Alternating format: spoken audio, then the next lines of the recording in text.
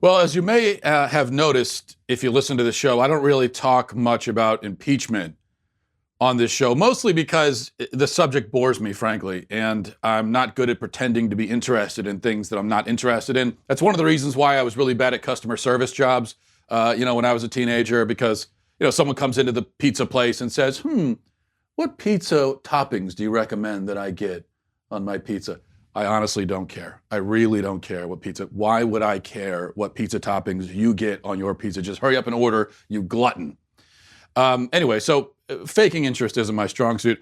Also, it seems to me that this impeachment is for the most part political theater, and not even very entertaining political theater. And never was that clearer than yesterday when the Dems called up a series of, quote, witnesses who didn't witness anything. And of course, in a legal sense, when we talk about witnesses, it doesn't have to be in the sense that they actually witnessed something. But the fact remains, these are people who had no personal knowledge of anything related to the impeachment case. They were college professors who were all, of course, political partisans, openly hostile to the president. And the only moment of the testimony from them that anyone's talking about today is this line from a professor, Pamela Karlan, who incidentally looks exactly like my 10th grade math teacher, and I think she looks like everyone's 10th grade math teacher, I'm pretty sure. But here's that moment. Kings could do no wrong because the king's word was law. And contrary to what President Trump has said, Article 2 does not give him the power to do anything he wants. And I'll just give you one example that shows you the difference between him and a king, which is the Constitution says there can be no titles of nobility. So while the president can name his son Baron, he can't make him a baron. I think I cringed so hard at that joke that I broke a rib, I think. And she had that line planned for months, probably.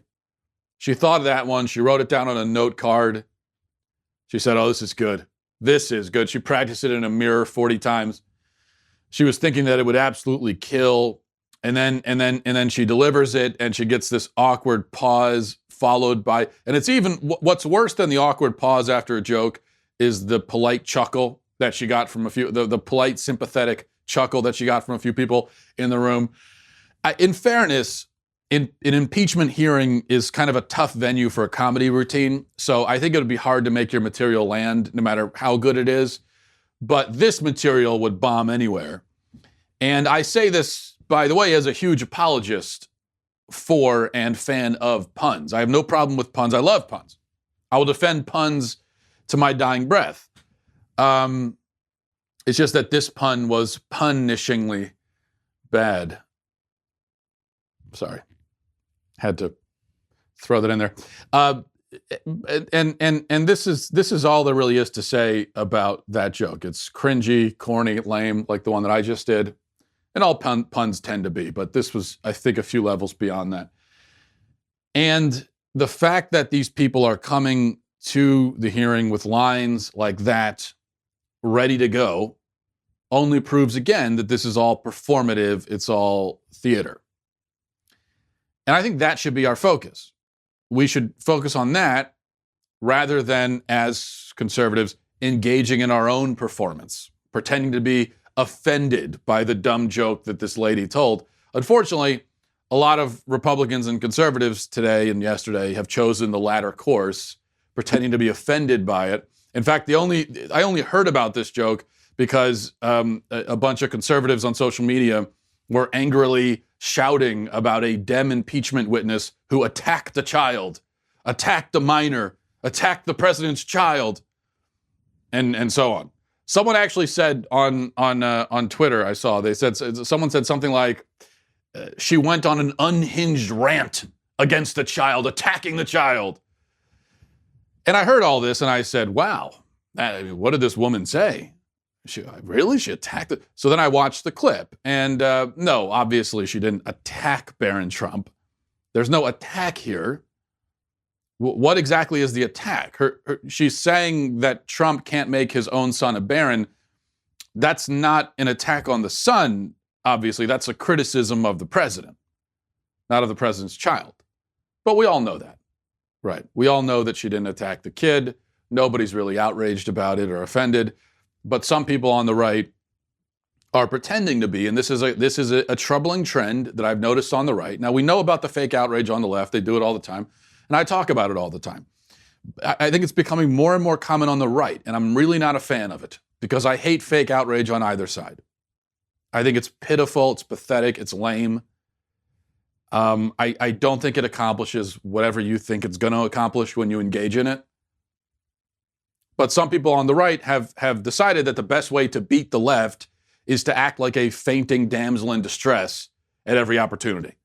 Someone today, I was talking about this, someone told me that, well, we're fighting back. This is us fighting.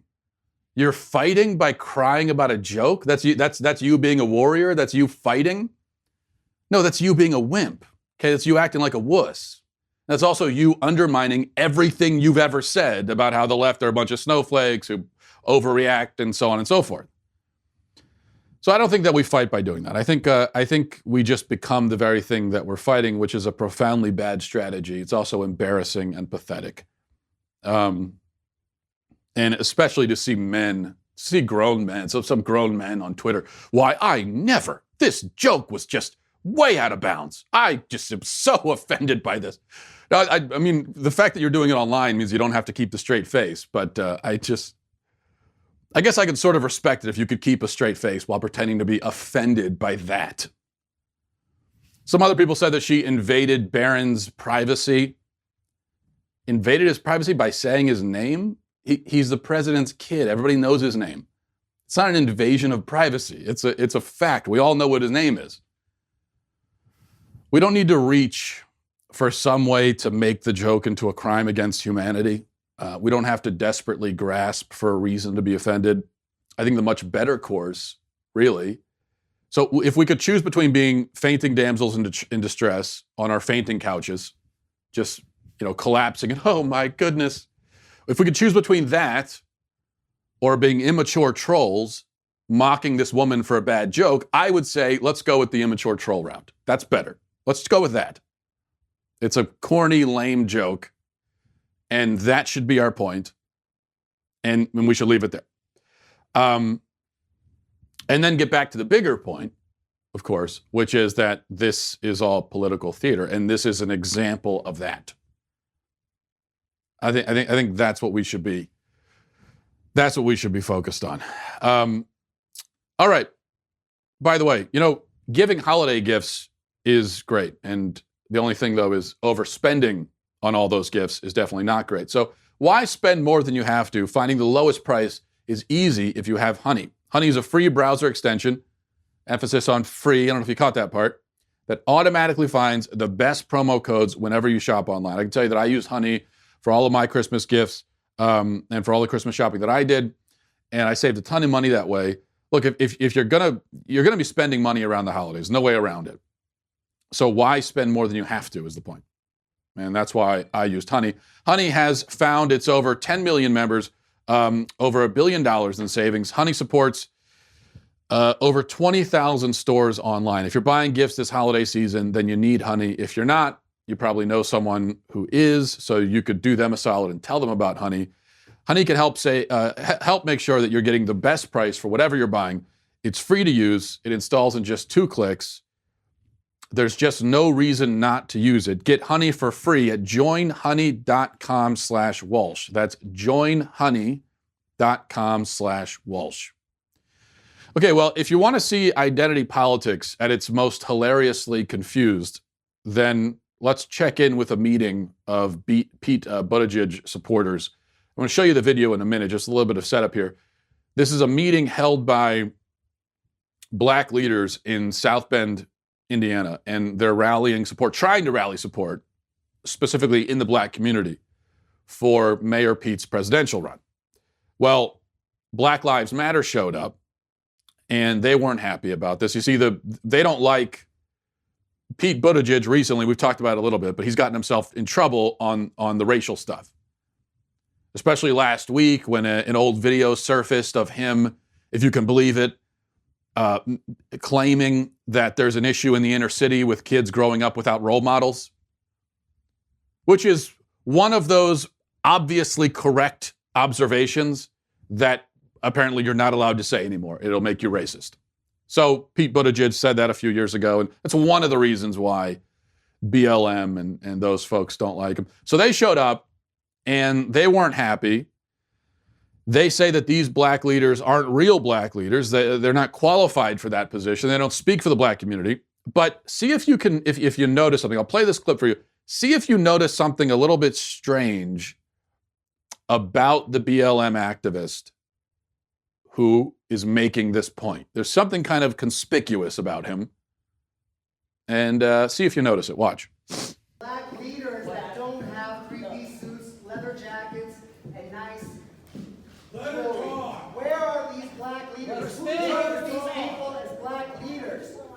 These black leaders are here to talk about people are having a crisis because of police violence. Who chose these people? Who chose these people as the black leaders? Who organized this? We have a police crisis in this town. Why are we talking about Pete Buttigieg? What kind of nonsense is this? What kind of nonsense is this? Actually, wait, hang on a second.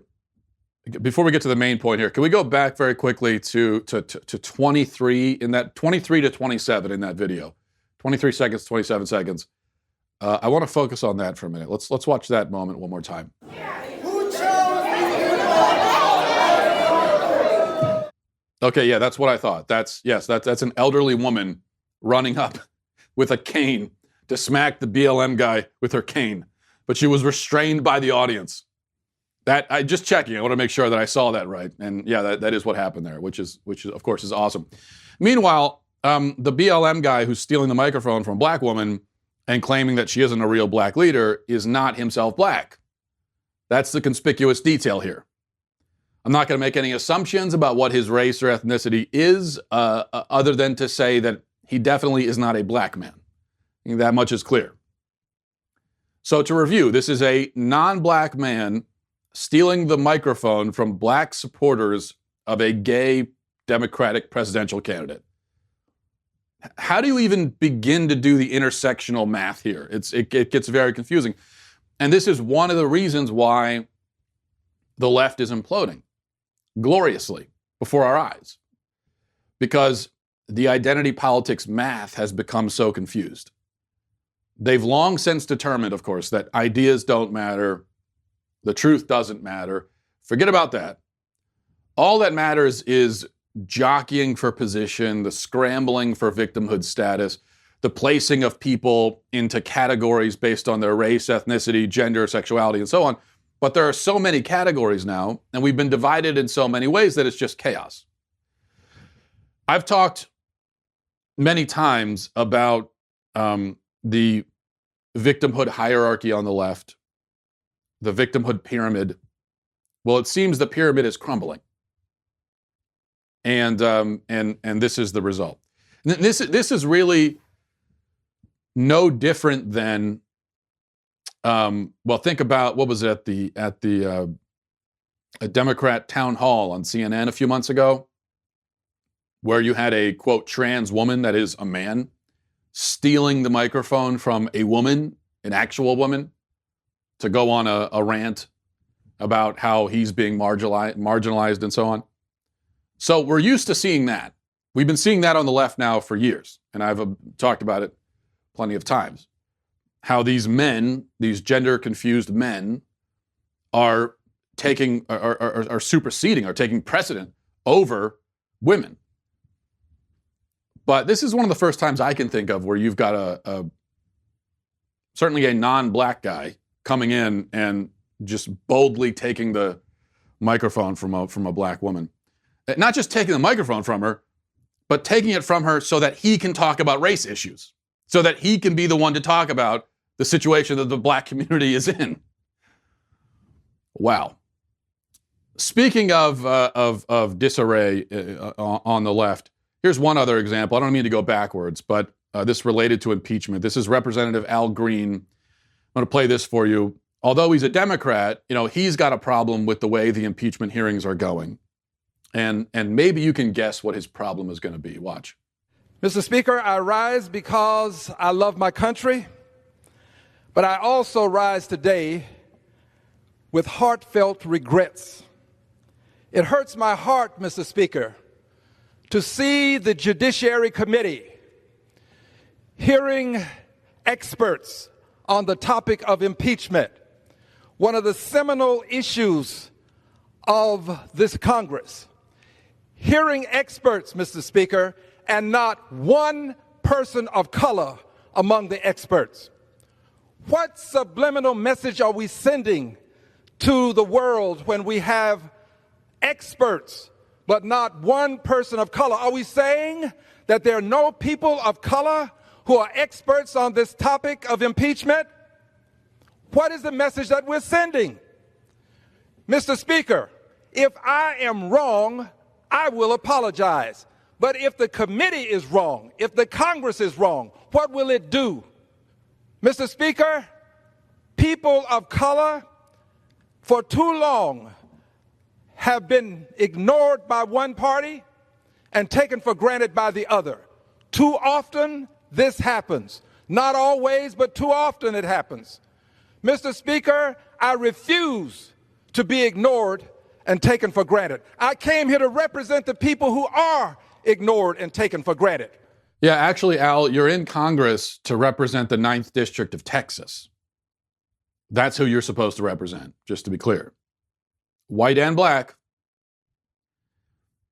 But Al Green is worried, not that the constitutional experts might not be experts, not that there might be something wrong with their testimony, but that they don't have the right skin pigmentation.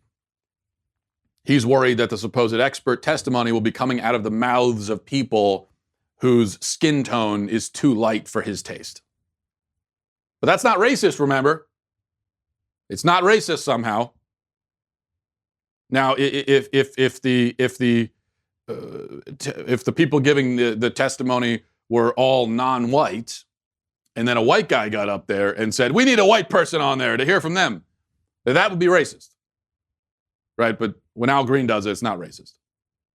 Just so you know. I mean, it is racist, of course. It's definitely racist, but we're not supposed to notice that.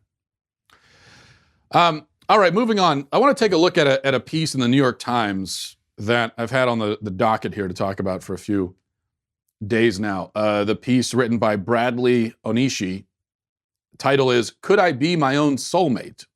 Maybe Emma Watson and Lizzo are onto something. Doubtful. It's doubtful they're onto something, but let's find out. Reading a little bit now from the article. It says, in a recent interview for British Vogue, the actress Emma Watson raised some eyebrows when she described herself as self-partnered. She's approaching 30, and according to Miss Watson, it took much hard work to recognize that being single and without children doesn't signal failure. It just means that she is going on her journey of self-fulfillment and discovery alone. And that's okay. Miss Watson is not the only person to describe herself and her relationship status in such terms. Lizzo, the rapper and flautist, who is she? Is that okay? Who went from underground star to mainstream darling this summer, proclaims in her song Soulmate, quote, I'm my own soulmate. I know how to love me. I know that I'm always going to hold me down. That's just poetry, isn't it? Those are brilliant lyrics. I'm my own soulmate. I know how to love me. I know that I'm always going to hold me down. Are we sure that that's Lizzo and not Shakespeare? That sounds like something straight from Bill Shakespeare. I don't know. Apparently tired of looking for the one, Lizzo realized it was her all along. For most people, the idea of self-coupling may be jarring, but a closer look might reveal it to be more of an endpoint of a trend. Marriage rates have been declining steadily since the 1970s. Many of us are dating more, but somehow going on fewer dates. Sex is safer and less burdened with shame than in the past and seemingly more available, but we're having less of it than we were a generation ago. And despite all these mixed signals, most of us are still looking for the one. And then it goes on from there.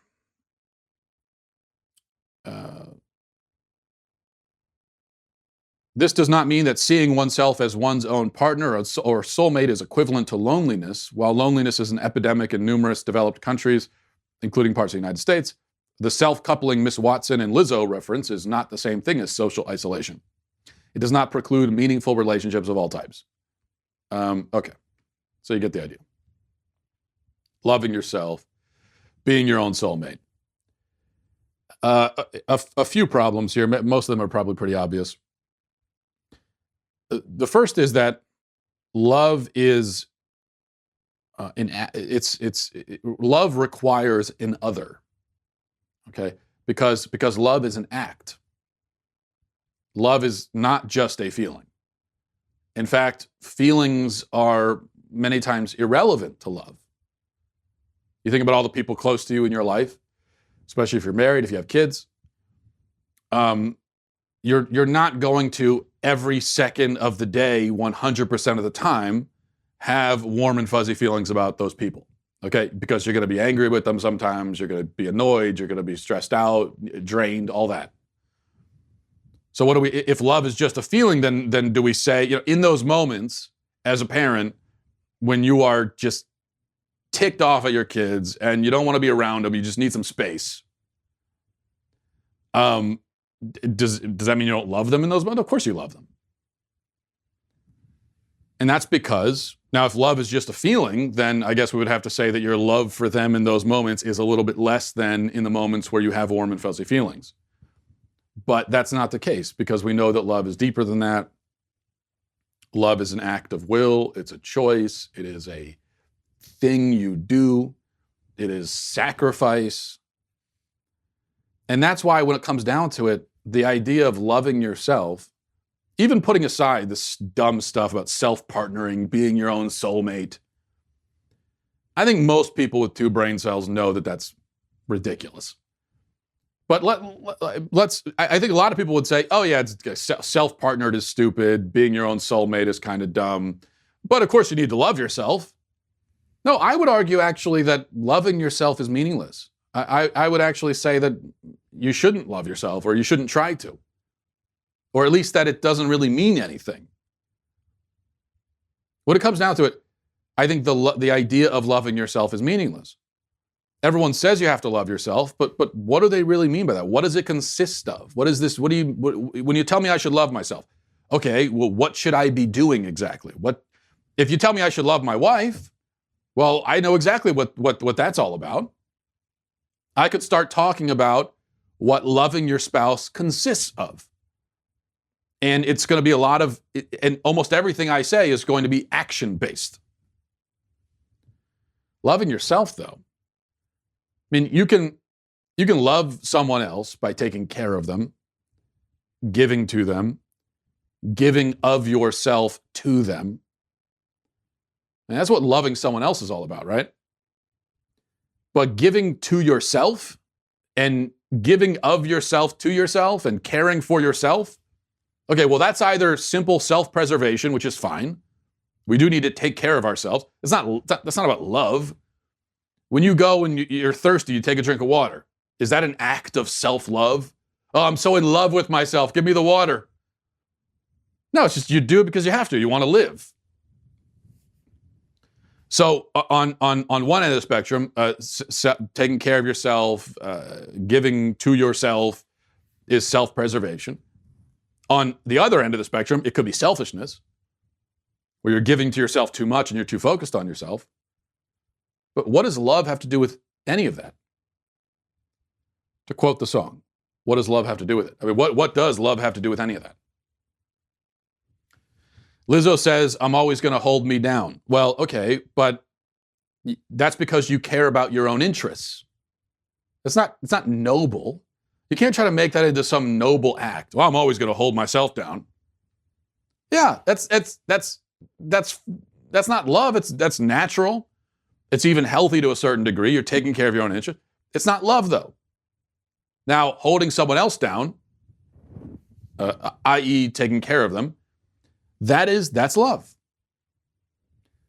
What about feelings?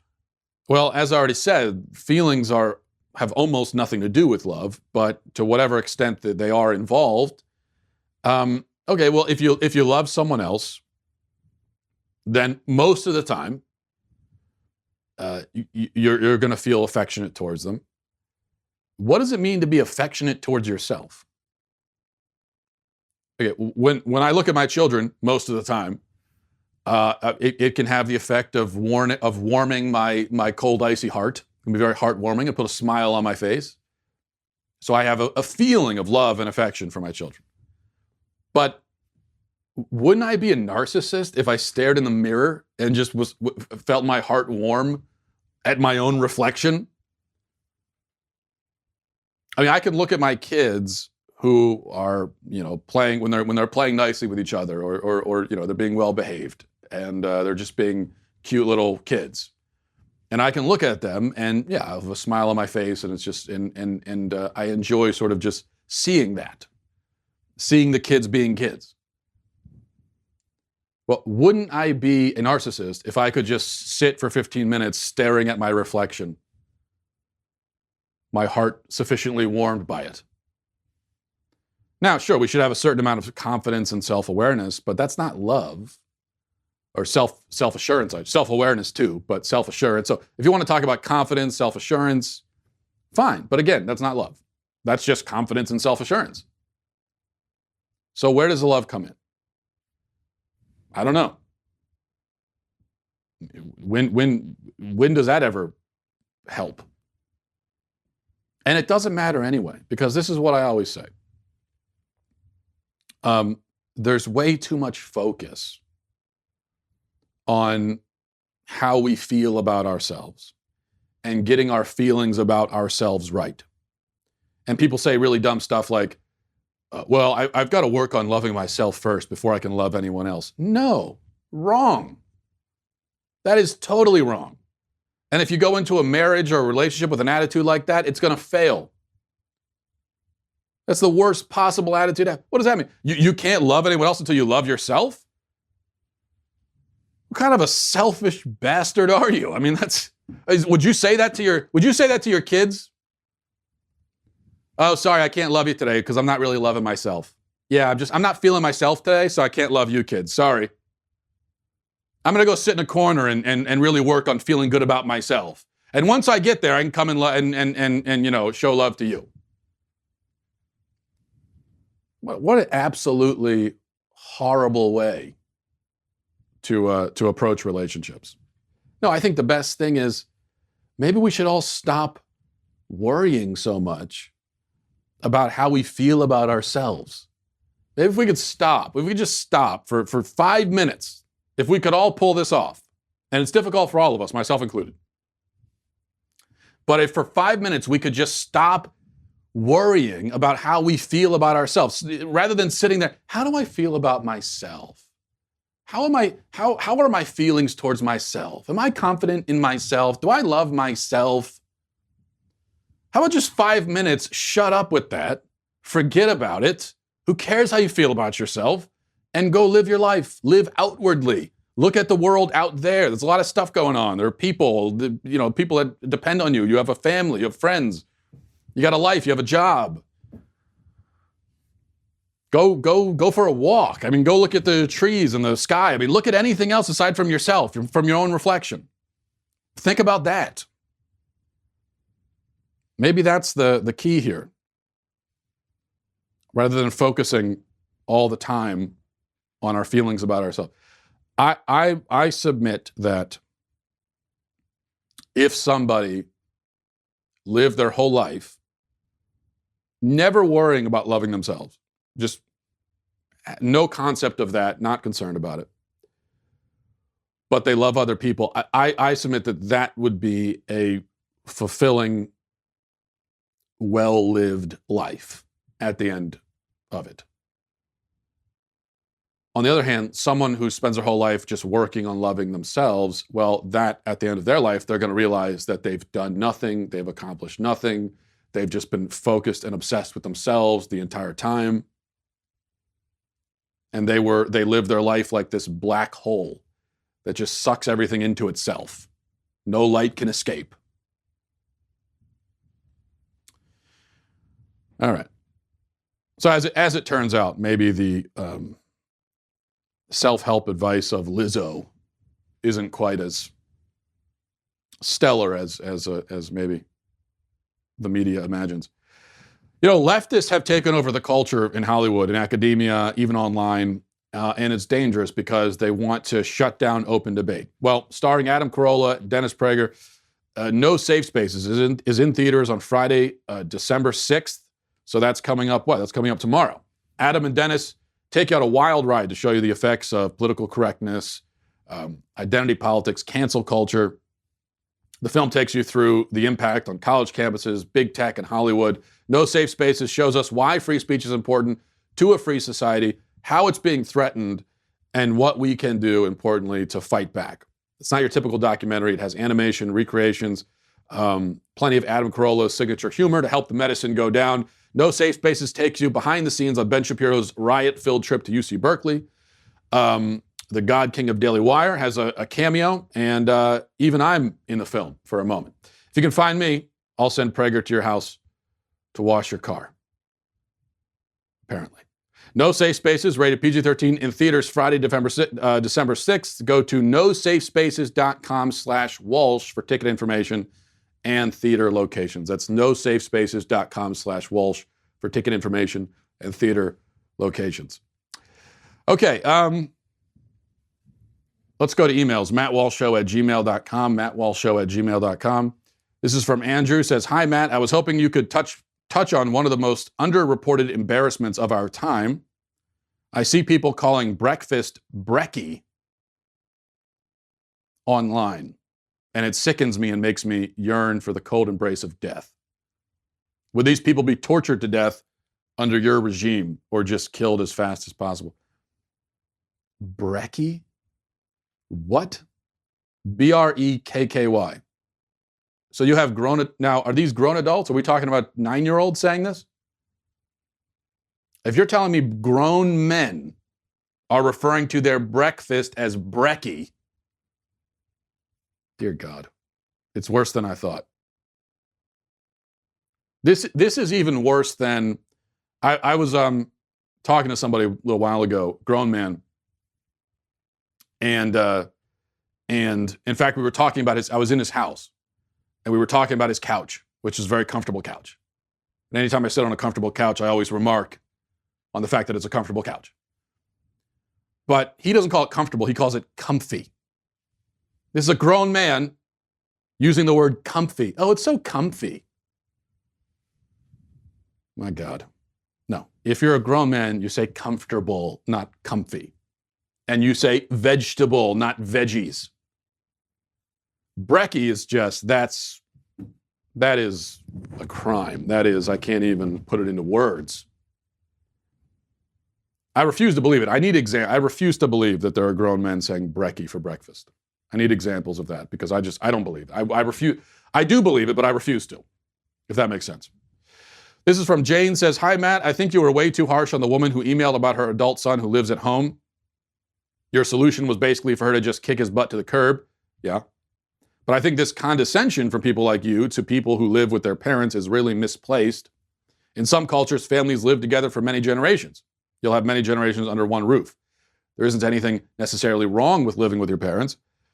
I would think someone like yourself who pretends to be pro-family would be in favor of families sticking together. Well, Jane, I think family sticking together is a great thing, but what you're talking about is not extended adolescence, where a grown man continues living off of his parents, dependent upon them well into his 30s. You're not talking about a situation where a 30-year-old man is still living as if he's 14. That was the specific situation I was asked about. It was a grown adult who wasn't working, wasn't contributing, was hanging out in his room all day while his parents support him. That's not traditional, that's not cultural, that's not pro-family. That's a grown adult being a leech and taking advantage of his parents. Now, a situation where multiple generations live together, they all contribute, they all are active and present and contributing members of the family, fine. I have no problem with that. If you want to go back and talk about the old agrarian societies where you would have the sons would live on the farm still and with their wives and families and they would work the farm, fantastic. I think it would be great if more people lived that way. There's a part of me that would like to live that way myself, but that's entirely different, obviously, but from an adult who plays video games all day while his mommy and daddy pay for his food, clothing, shelter, and everything else. You can clearly see the difference, right? This is from Jarko, says, hello, master of dry wit. How can it be possible that voters are called racist because of Kamala dropping when everyone knows Michelle would win if she wanted to run? I'm not from the USA, so I don't know. Are people really blind to this, or is it just a media thing? By the way, Kamala means horrible in Finnish. Thank you and take care. Does it really mean that? That's pretty awesome. Yeah, well, right. That's just another example. We talked about this yesterday. There were some people in the media trying to claim that Kamala didn't get any traction for her campaign because of racism. And there are many reasons why that's an absurd claim. You point out Michelle Obama. Yes, I think this is pretty conventional wisdom that if Michelle Obama did jump into the race, which I guess it's unlikely that she would, but if she did, she would immediately become the front runner as a black woman. But we don't even need to talk about Michelle Obama because her husband, a black man, was president for 8 years. He won a term in office and then won another one. So that should really put it to rest right there. The idea that Kamala Harris didn't get traction because of her race, meanwhile, the last president we had was black, that's going to be a difficult case to make. This is from Amy, says, Matt, I hope this question is not too personal. I've been dating my boyfriend for 3 years. We're both 27. I love him and want to spend my life with him, but he still has not proposed. We both have good jobs. Financially, we're in a good spot. I don't see any reason why we shouldn't be engaged by now. I've dropped all the hints you mentioned on your show a few weeks ago, but either he hasn't picked up on it or he just doesn't want to get married. What do you think? Is 3 years enough time? Am I wrong for expecting a proposal by now? Yeah, 3 years is more than enough time, Amy, I have to tell you, at the age of 27. Now, if you started dating when you were 15, it'd be different, but 3 years, 3 months, honestly, 3 months is enough. By 3 months, you know. I'll put it another way. I think it's pretty rare that you'll meet someone who was dating someone for 3 months and didn't think they were marriage material at all. And then 8 months later had changed their mind. That usually doesn't happen. And in fact, that's one of the reasons why people talk about, oh, it was love at first sight. Well, love at first sight, of course, doesn't exist. There's no way that you could, except in the general kind of way that we're supposed to love all mankind. I guess you could love a person at first sight in that way. But in any kind of deeper sense, it obviously isn't possible that you could really come to love someone in that way when you just first saw them. What you're calling love at first sight in that case is just you found them attractive. But I think one of the reasons why, if you talk to someone who's been married for 40 years and they'll say, it was love at first sight. Well, I think what they're really expressing is that they knew very early on that this is someone they wanted to marry. It wasn't literally the first second they saw them, but it doesn't take long. And it definitely doesn't take 3 years. If you've been with someone for 3 years and you're still not sure if you want to marry them, then it's not going to work and you shouldn't marry them. That's my feeling about it. So, I think you're right to expect it. And what I would say is if you haven't talked to him directly about it, you say you've dropped hints, well, I would have a really frank conversation with him about it. And forget about all the hints. Just sit down and say, listen, this is my life too. And if this thing isn't going anywhere, I don't want to date for another 5 years for no reason. And next thing you know, I'm 33 years old, and then we're breaking up. I don't want to do that. So I would sit down and have a frank conversation with him. I'm not saying just throw him out right away, but I would, if you have not had a direct conversation, I would have it. And if it's clear that and I think it will be clear one way or another, if it's clear in that conversation that he's just not looking to get married or whatever, then I think probably you got to cut your losses. All right, finally, this is from Steven, says, oh, great and wise leader who bequeaths truth, wisdom, and punishment. In the show in which you talk about people eating dogs, you made a comment about how all animals deserve respect. I think everyone would agree that it would be sick to go around poaching penguins in a city or squashing lizards out of pure joy. But I do not understand where the distinction lies, depending upon which type of animal you speak of. Personally, I enjoy killing some types of animals out of pure recreation. At the angst of my wife, I purchased a $45 plastic gun that shoots granular salt and is designed to kill houseflies, mosquitoes, etc. It is so fun that sometimes I will go so far as to set a bait of raw chicken scraps to attract flies, and then I'll just have a shootout for hours upon end. I also enjoy watching the ants come and drag away the carcasses of the dead flies as some of the abdomens of said flies spew out live larvae desperate to escape their doom. I have even elevated my attack to wasps encroaching upon my home, which is an entirely new level of risk and adventure. I think it is easy to draw the distinction between houseflies, bees, and small birds or lizards, but obviously there is a plethora of animal complexity in between these two categories in which the line begin to blur between what is socially acceptable behavior and what is sociopathic. Am I a sociopath for enjoying the murder of houseflies or a valiant warrior defending humanity against insect invasion? During your fascist rule, what sort of punishment or praise would be bestowed upon an individual such as myself? When you started getting into enjoying the ants dragging away the carcasses, that was a little serial killer-y. Okay, I got a little bit of a serial killer vibe there, just a little bit. Nothing to worry about too much. I'm saying you might have a little bit of serial killer in you, just a smidge, a tad. So, not a big deal. Maybe like you might be 1% serial killer. I think it becomes a problem when you get to 5%, but stay in the 1 to 3 range, and I think you'll be all right.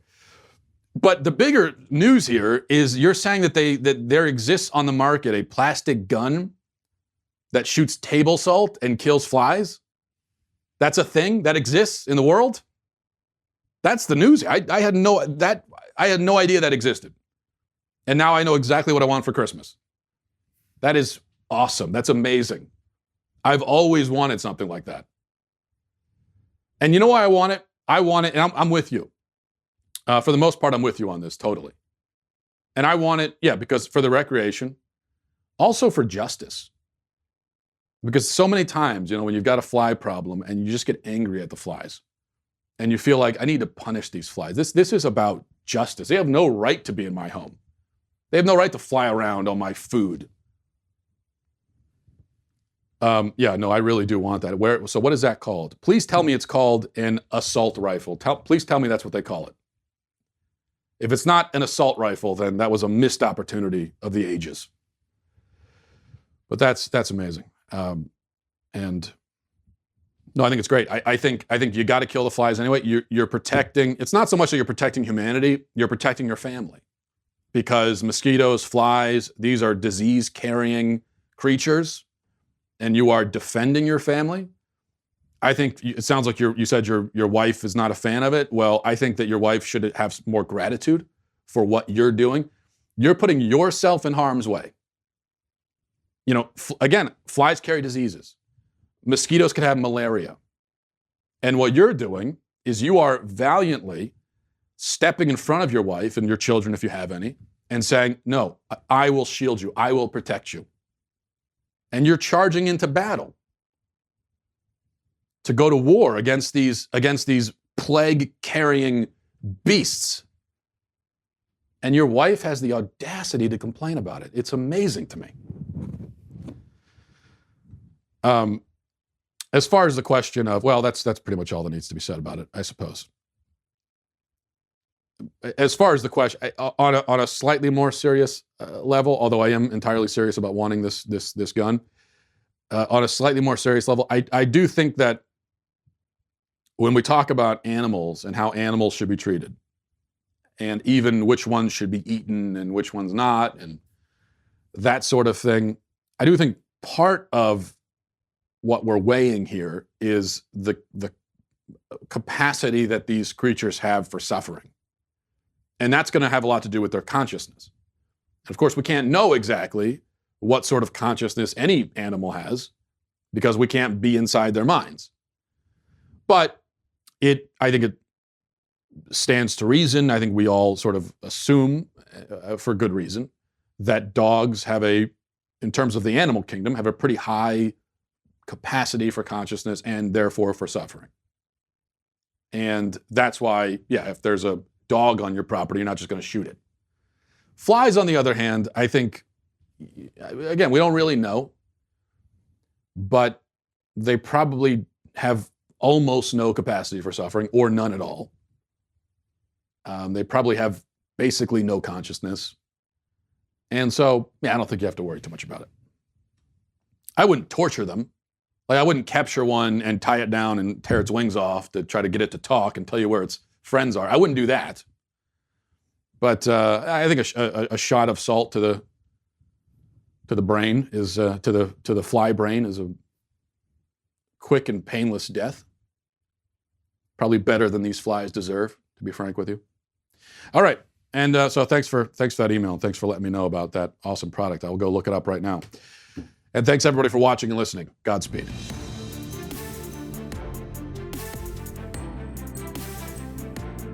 The Matt Walsh Show is produced by Sean Hampton, executive producer Jeremy Boring, senior producer Jonathan Hay, supervising producer Mathis Glover, supervising producer Robert Sterling, technical producer Austin Stevens, editor Donovan Fowler, audio mixer Mike Coromina.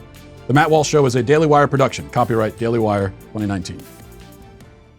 If you prefer facts over feelings, aren't offended by the brutal truth, and you can still laugh at the insanity filling our national news cycle, well, tune in to The Ben Shapiro Show. We'll get a whole lot of that and much more. See you there.